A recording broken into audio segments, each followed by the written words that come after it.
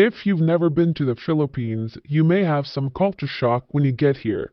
Everything is different. Yes, exciting at first, but honestly, it can make you feel overwhelmed if you are not in control of your feelings, emotions, and expectations. Specifically, if you've never traveled outside of America, this will be a whole new world to you. Yes, most people do speak basic English, but there's a lot more than just language when it comes to experiencing culture shock. I will also share a story of a man who went through a similar ordeal in this episode. I want to also thank Jim Sullivan, who donated $10 to the channel to help spread the facts about this country and has also become a Patreon member.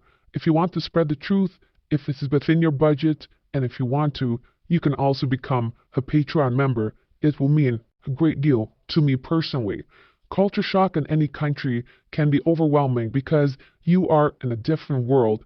You are experiencing things that you never may have in your life.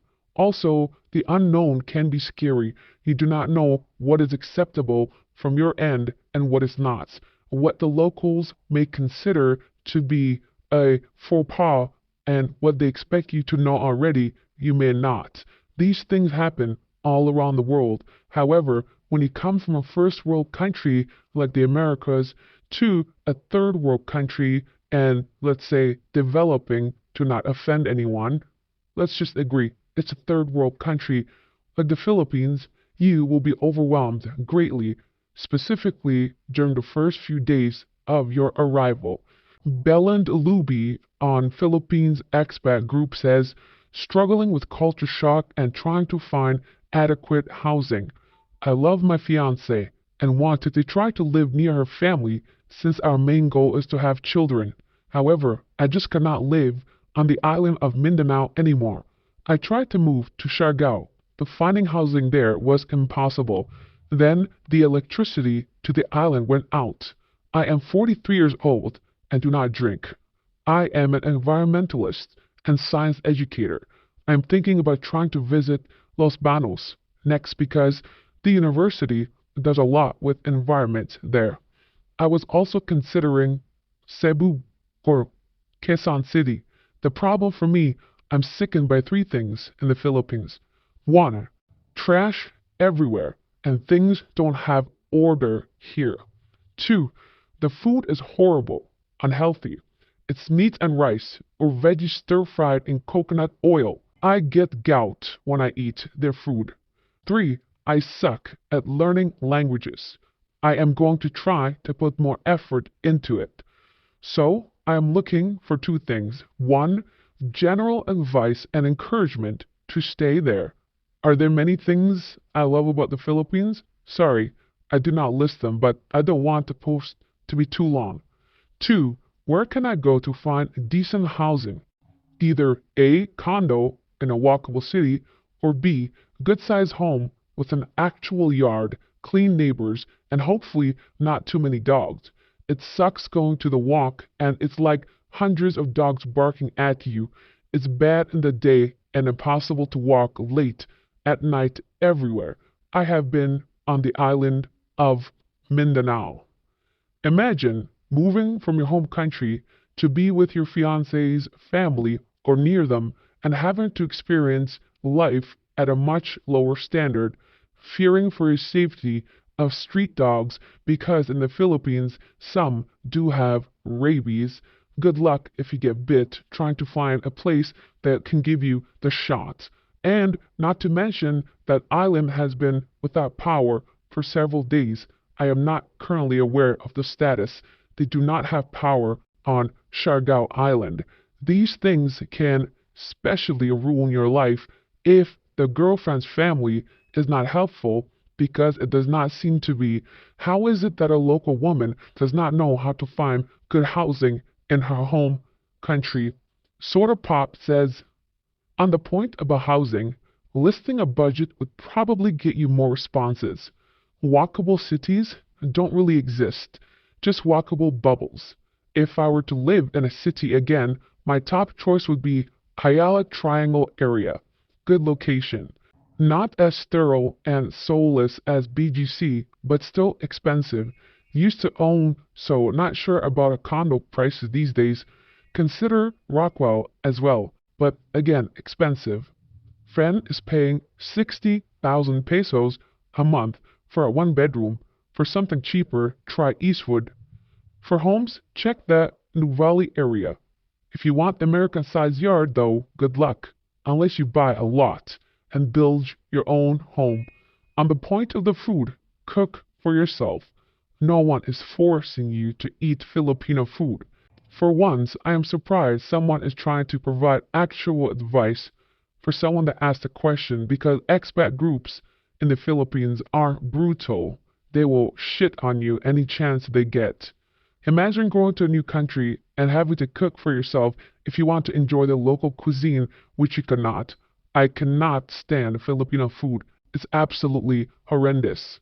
Katama DV20 says, I hear you 1,000 times over with regard to the food. It's extremely unhealthy, and my diet goes out the window as soon as I arrive there. Eating out is an absolute minefield. It's just fried chicken and rice everywhere. I once went to a food festival, and it was 20 stalls with each one selling chicken. The other side had me stalls selling more chicken. Notably, I have heard even locals grumbling about this, and it's because they have visited, studied, worked abroad, and have been and seen what food is available in Singapore, Malaysia, Thailand. I have found it takes a monumental extra effort to locate healthy food and eat healthy in the Philippines. I've visited India for a while.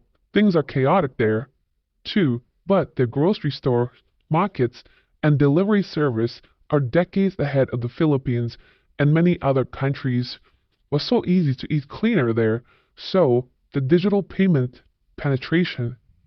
So is the digital payment penetration. Imagine someone saying India is better than the Philippines, the food. I would have to concur. Long time ago, I visited India before it became the powerhouse that it's becoming these days, and even then, although some things were a mess, I would still choose to live and visit India than the Philippines. Some of you may disagree, but I bet you it's because you haven't been there at all or recently. This entire thread then becomes about food specifically, just highlighting the frustrations and the challenges most people will face when it comes to food in the Philippines. There are other culture shocks as well. Simple things, now they seem simple, but at first, the stray dogs, the mistreatment of animals, the sickness that you see on these animals on the street, the roosters that they keep, the pigs, the chickens, the noise, all these things really drain your soul and makes you be a shell of yourself, a place where you thought you could find paradise, live happily, and now you're in constant state of sweat. You're sweating all the time. Air conditioners are extremely loud, very outdated systems, even the new ones. Things just simply don't work. The building, the infrastructure, the internet, the power outages, the water supply, the water pressure, the roads, I can go on, and that's the precise reason I made this channel, to let you know and make you aware so we can reduce the impact of that culture shock initially. Yes, of course, you can survive here. You can soldier through. It is possible. I mean, after all, these Filipinos can do it, but the point is, you do not want to come here and downgrade your life. It makes no sense. And let's not get started on the women, which have become extremely undateable. Not just the weight gain and the round shape like mashed potato woman. I'm talking about anyone. They simply have too many options now. Too many men sending them money just for a few pictures. I was amazed to see the types of groups there are on social media, on Facebook, Telegram. These women simply post their photos and request money for sending some photos. It's unbelievable. I had no idea the underground types of groups that exist, free videos even, to get you hooked. Therefore, you feel like you have a connection with these women. It's unbelievable the type of things that are out there. I stumbled upon some groups yesterday, a matter of fact, and now I am hooked. I've never knew there were so many locals looking to do all these types of things. So why would a woman need a relationship when a man could simply send them Gcash. I saw two men, separate occasions, asking the 7-Eleven lady how to send money if they don't have Gcash to someone that has it. I wonder why and who they were sending it to. It's becoming very obvious. Simp men are ruining everything. But I'm getting off track. We can talk about that another day. The best and worst comment. Yesterday's video was about Filipino time. The best comment is from Jim Sullivan, YouTube. This channel is the complete opposite of the Filipino P. It paints a realistic, honest picture. I honestly don't know what this attraction is there other than cost of living in retirement. I'm not so sure about that, especially if you get entangled with Filipina and her family, like all those homeless expats stuck there now wondering what the fuck happened. Anyway, I don't use Patreon much, but I thought I put your channel on a regular payment, but it looks like maybe the payment failed because the card was old. I think I fixed it now. I also sent you $10 super chat to try to make up the difference because I couldn't figure out how to do an additional one-time payment on PayPal. I don't know how much of the super chat you get, but I assume you get more through PayPal, and I know that you often complain about YouTube not notifying you, but I consider $10 a bargain when I think about all the money you are potentially saving this old fool down the line, and there's no fool like an old fool. Thanks, Jim. Much appreciated. Believe me, people, when I tell you these stories, it does not come from a place of hate, despite what some of you may think, especially those Filipinos. Am I angry? Yes, of course. Do I want to change? Yes, I do, but I cannot because the reality supersedes this mystery or theory or magical place that we've all created in our heads when we watch YouTube videos before coming to this country. My number one goal is to provide you with information, specifically the downsides, since most other channels now only talk about the positives. If you want to be a Patreon member to support me spreading the facts, as these dudes take lots of time out of my day to research and make, you can as well. I have put on the screen the site link. Let's take a look at the worst comment. The worst comment is from Charles Wilson.